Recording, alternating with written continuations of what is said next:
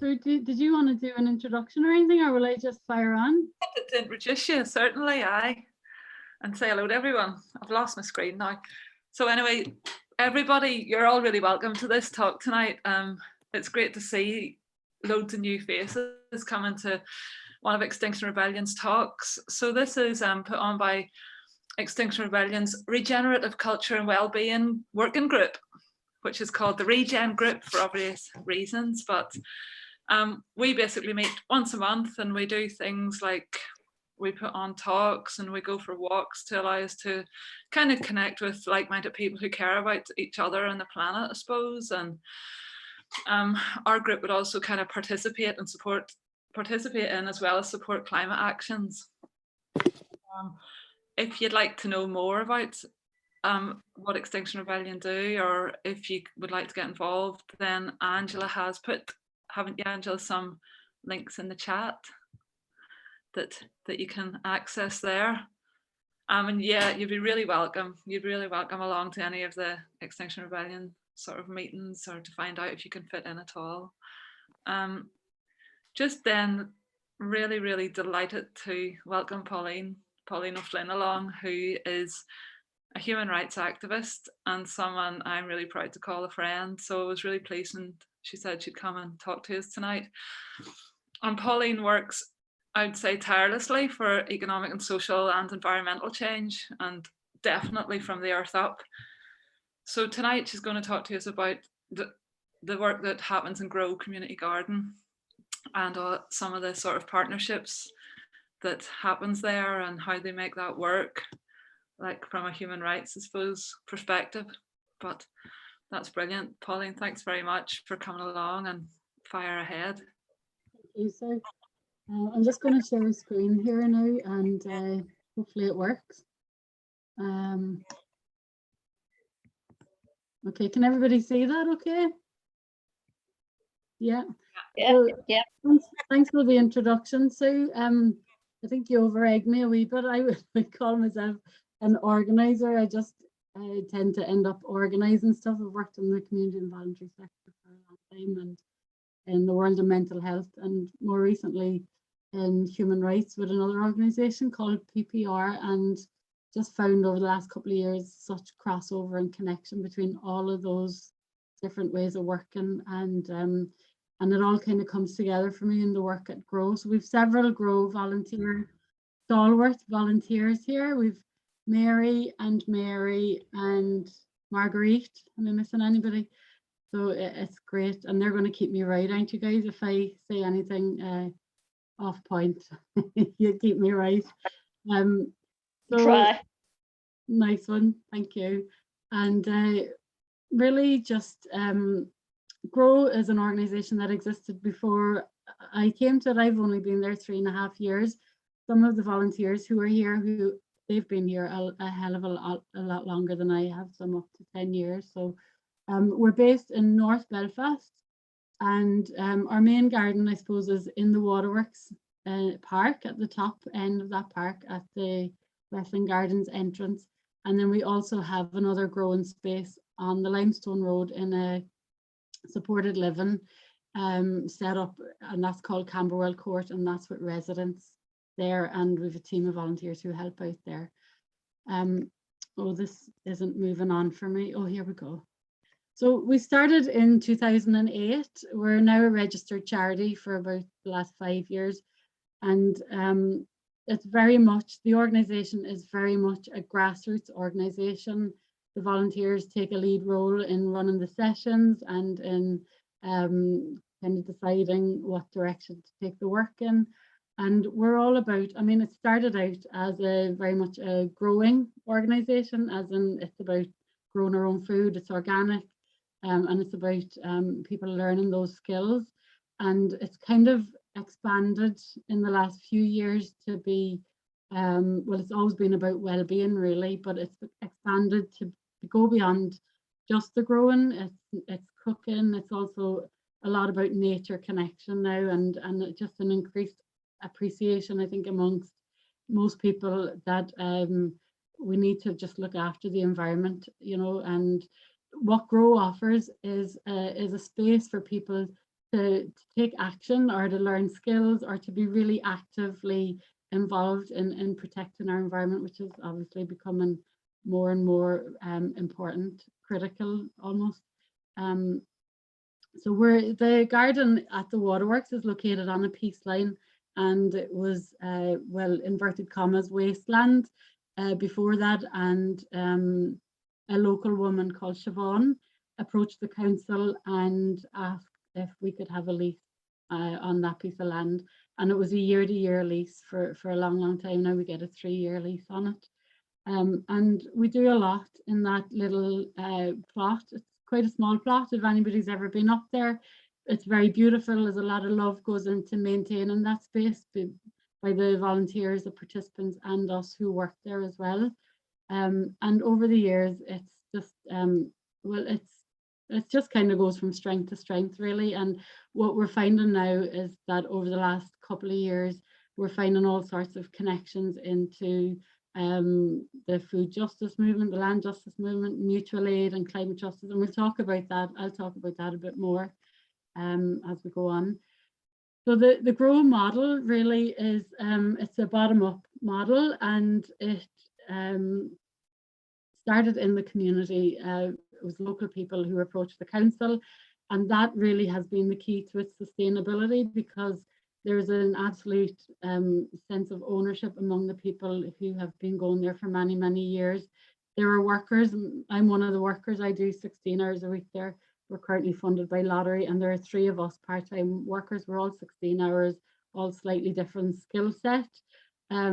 And what we do is we support the volunteers and the participants to keep the garden going. So we look after the day-to-day nuts and bolts. And we find that is also key to sustainability, because if you're relying on volunteers, it's kind of inevitable that the small group of people who are keeping something going get tired and burnt out. And so, yeah, the 2 key things really that we see to our sustainability are that it's properly resourced, and it's grassroots, bottom up, led by the people who are living in the area or who have who are directly using the space. That's a picture there of our cauldron, obviously over a fire. We over lockdown, we had this pergola, which is a covered area, and we've our pizza oven there. But because during lockdown we weren't able to sit in bigger groups because of social distancing, so we cleared another space and leveled it, and so now we have another campfire area covered with a tarpaulin. It's very basic and very beautiful, and we do campfire cooking down there. So that's an aside.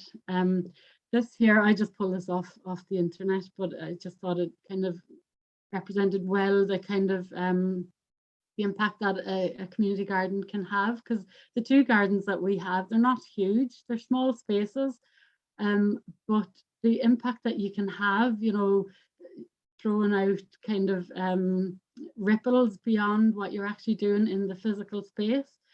So we're all about well-being. We're all about people learning how to grow food, how to cook food, people learning about well, getting a sense of pride and ownership in their space, you know, connection with nature, all of those things. And I was looking at that and then thinking, do we do all of that at GROW? And actually we absolutely do, and more. So this is, I just did this on a piece of paper. I was just kind of thinking, right, well, what do we do at GROW? And it's a bit higgledy-piggledy, and I'm not going to go through it with you, but it's like we do a bit of everything. We're about mental health, we're about access to green spaces, nature connection, food growing, food justice, all of those things that I've already mentioned. So I'll go into a wee bit more detail about some of those things now. So what our main thing really is, I mean, in a way, the growing is secondary. It's really all about connecting, you know, so connecting with each other, connecting with nature, and connecting with ourselves. Because when you come into the spaces, those growing spaces, they're like little oases in, well, the one in the waterworks in particular, but also the one in Camberwell Court.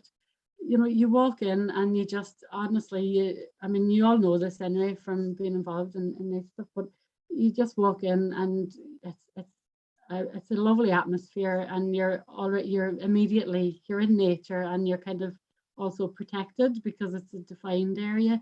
So it's a very safe space to work with groups. And so, I mean, what we do at the garden is we obviously do a lot of growing. That's Craig there beside the pizza oven. He's our community gardener at the waterworks.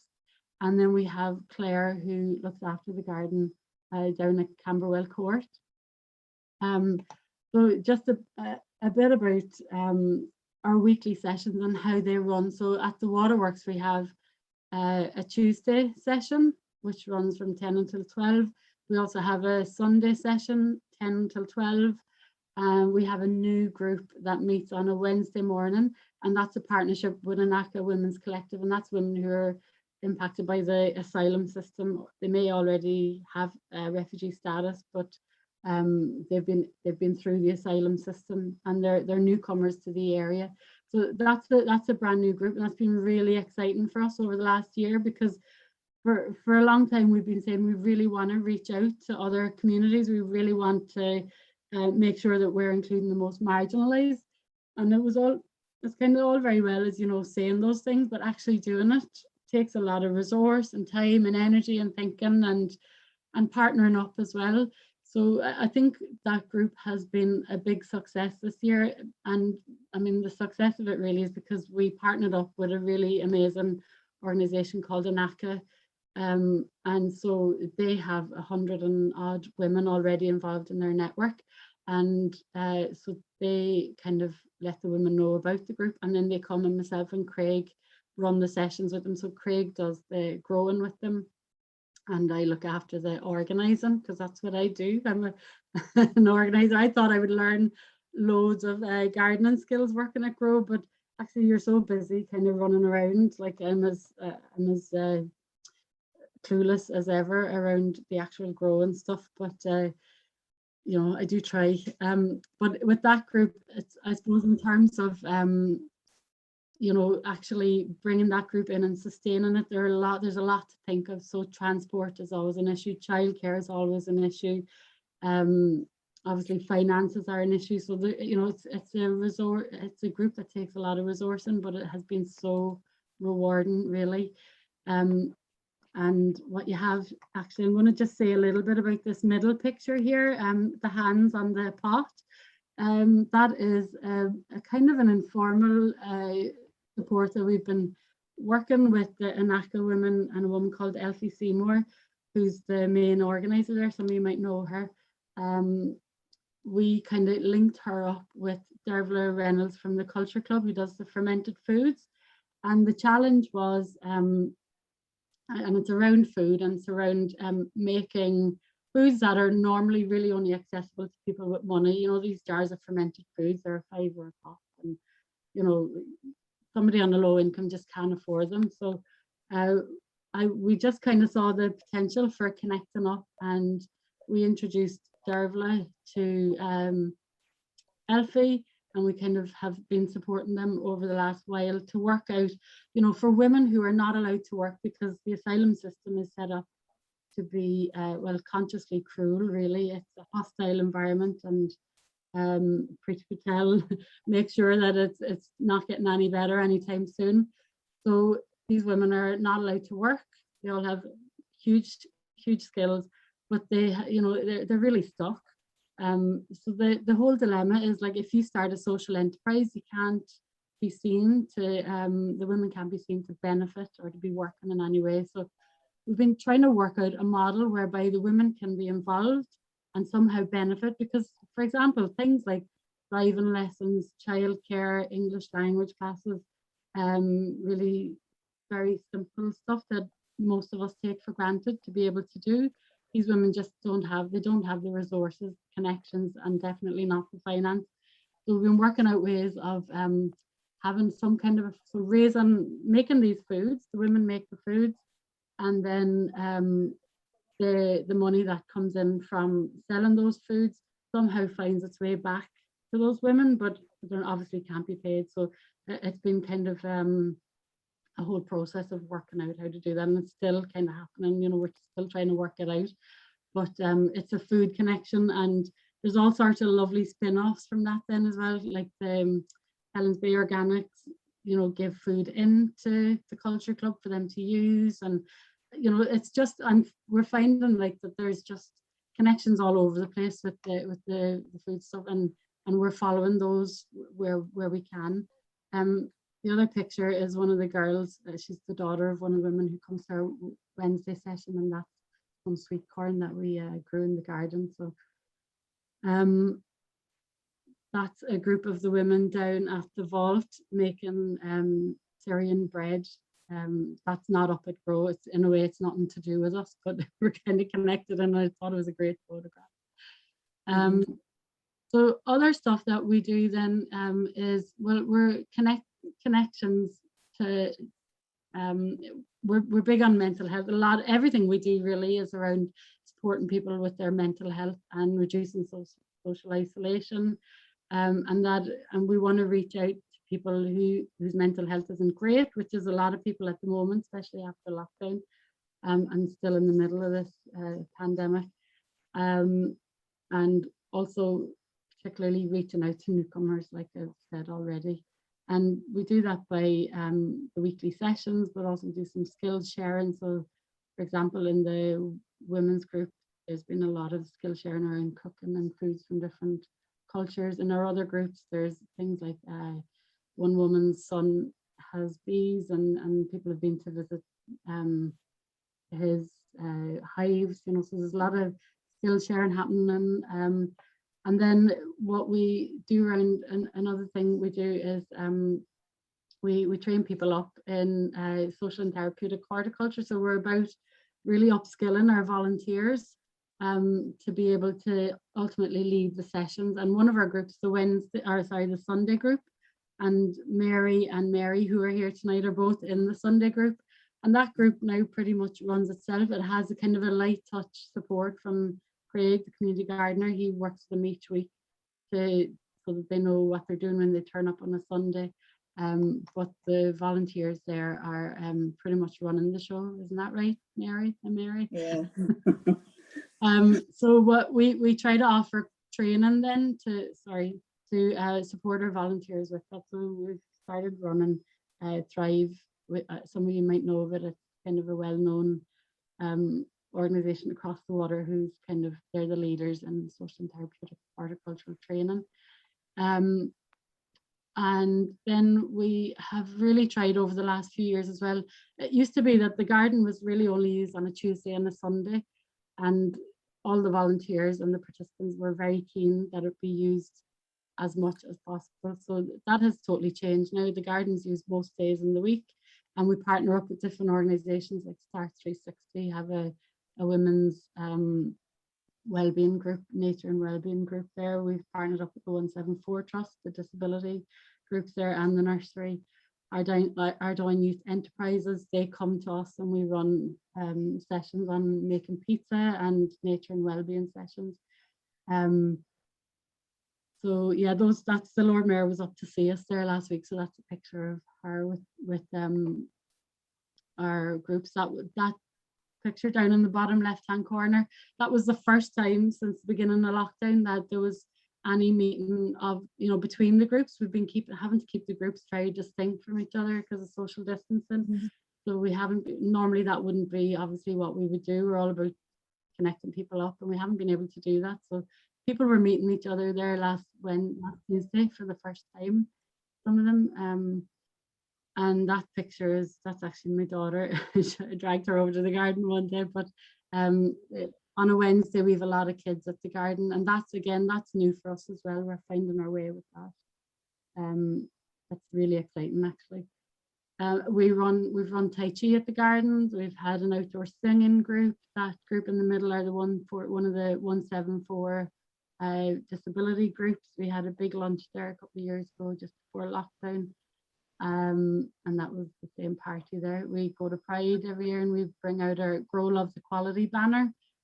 Any excuse to get that one out. And this bottom right hand one is we're working with a local artist at the moment called Karina Askin to develop some kind of interactive materials in the garden so that when kids come there, well, sometimes kids come and they're kind of, you know, I'm bored, mommy, kind of thing. So we've just realized that we need to up our game in terms of engaging with kids. So we're working on some interactive materials at the garden.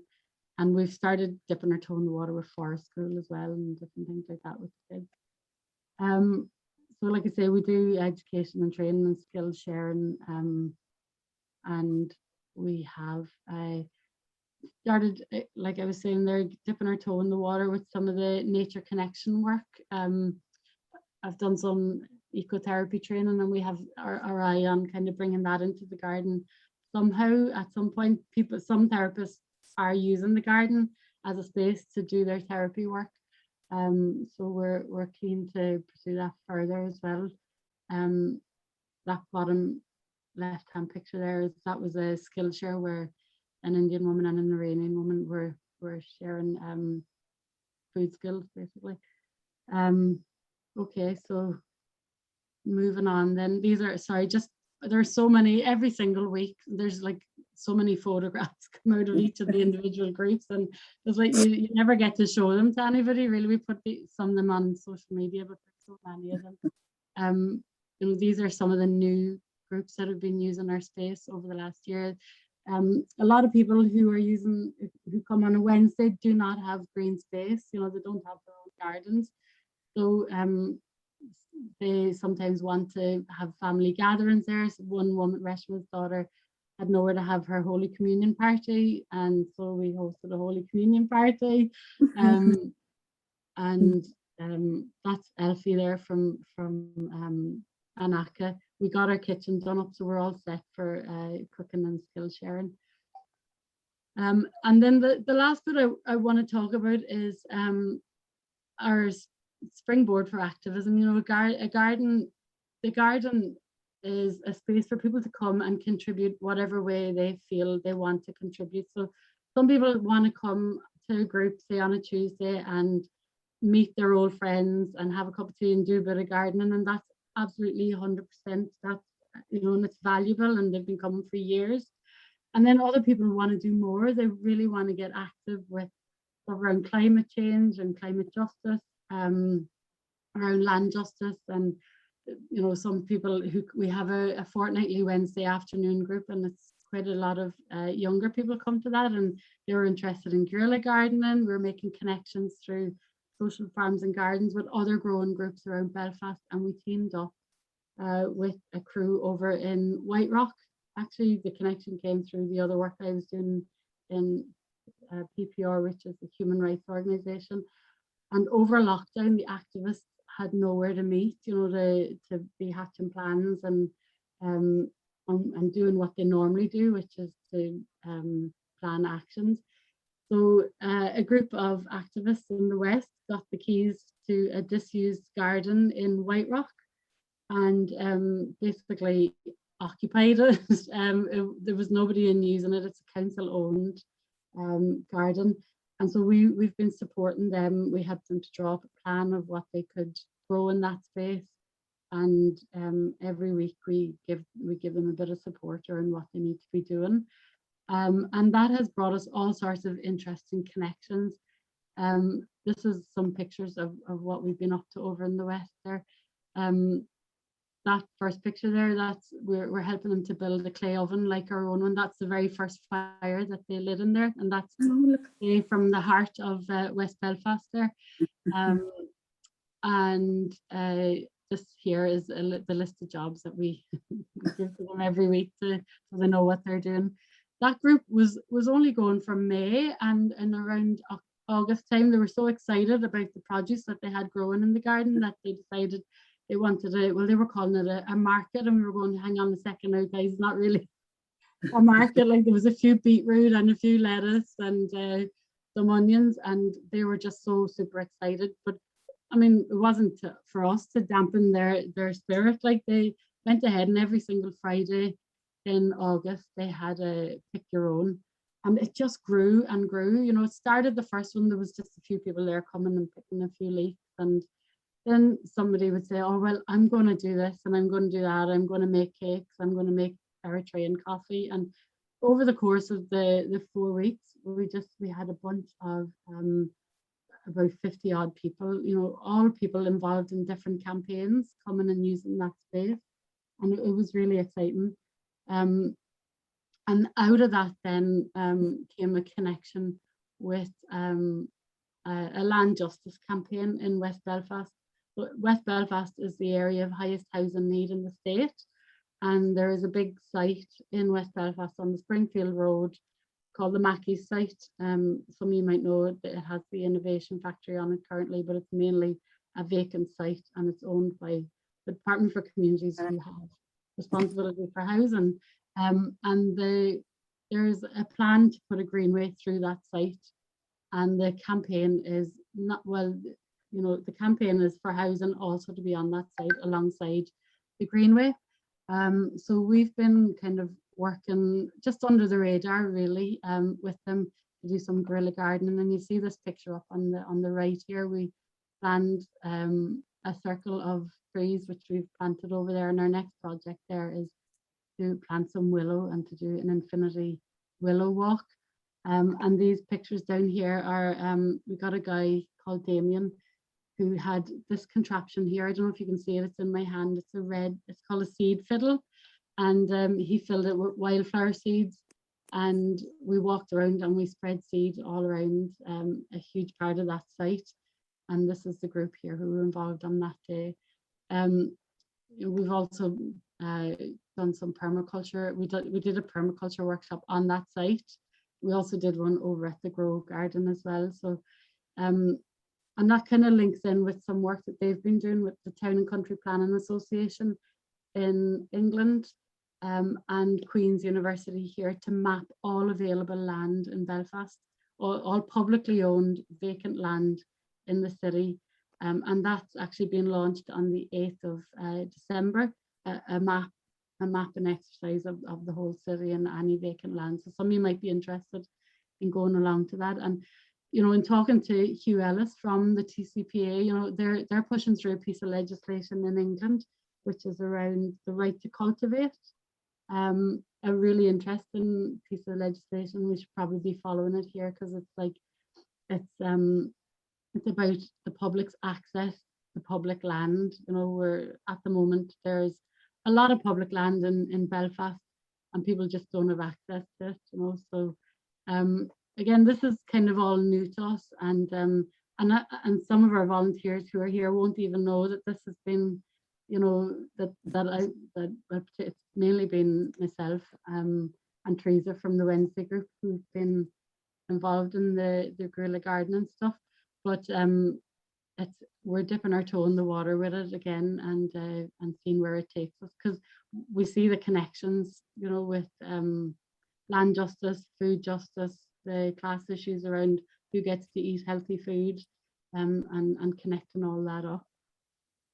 So for future, what we'd like to do is we'd like to have another growing space. We're bursting at the seams, really. We're doing a hell of a lot in those two little growing spaces that we have, and we could probably do it a little bit more space, and we could certainly do with an indoor space for be able to keep meeting over the winter, because actually this is what we're going to be like now until next spring, under the tarpaulin and just keeping dry and keeping warm with a fire.